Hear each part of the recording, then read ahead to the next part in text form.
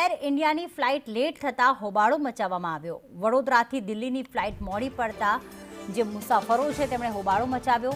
Technical ખામીથી flight late થયાનો દાવો કરવામાં આવ્યો છે એર ઇન્ડિયા દ્વારા।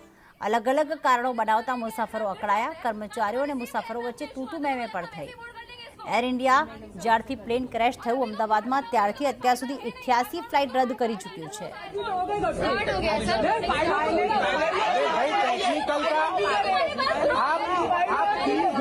टेक्निकल और पायलट की पत्थर ठोक रहे हो 3 घंटे से।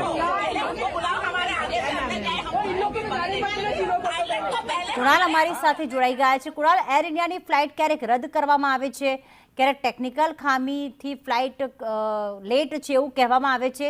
કેવા દ્રશ્યો જોવા મળ્યા અને શું લેટ થવાનું શું કારણ આગળ કરવામાં આવ્યું? પ્રીતિ, હાલ તો ખરાબ વાતાવરણ વડોદરા સહિત સમગ્ર ગુજરાતમાં છે વરસાદના કારણે, પરંતુ આજે જ્યારે એર ઇન્ડિયાની ફ્લાઇટ વહેલી સવારે 7 વાગ્યા નથી, વડોદરાથી દિલ્હીની આ ફ્લાઇટ હતી 7 વાગે ઉપડવાની હતી, પરંતુ તે સમય પર ન ઉપડતા મુસાફરોએ આખરે સવાલો કર્યા હતા।